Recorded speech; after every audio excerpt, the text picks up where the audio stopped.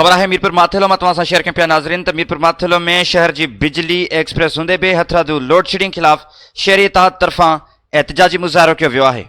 शहर की बिजली की सिटी फीडर और ओल्ड मार्केट फीडर एक्सप्रेस थियण के बावजूद बि हथरादू लोड शेडिंग करण खिलाफ़ शहरी इतहाद के सॾ ते मीरपुर माथेलो में एहतजाजी मुज़ाहिरो कियो वियो आहे। एहतजाजी मुज़ाहिरे की अगवानी शहरी इतहाद के सदर अली हसन कोराई, वकील मंसूर खान कोराई, वकील अवेस पिताफ़ी ऐं ॿियनि कई आहे। उन वक़्तु अगवाणनि चयो त मीरपुर माथेलो सिटी फीडर और ओल्ड मार्केट फीडर की बिजली एक्सप्रेस थियण के बावजूद भी हथरादू लोड शेडिंग करे अवाम के ॿिटे अज़ाब में मुब्तला किया वियो आहे। उन्होंने चयो त एक्सियन अब्दुल हक ॾाहाणी एक करप्ट ऑफिसर है जो कॉटन फैक्ट्री, पेट्रोल पंप और CNG पंप वारन खां लखे रुपया मंथली वठे तो, उन करे हथरादू लोड शेडिंग कई पे वने। जैसे त बिजली एक्सप्रेस है तो उनके बंद छो पियो कयो वने।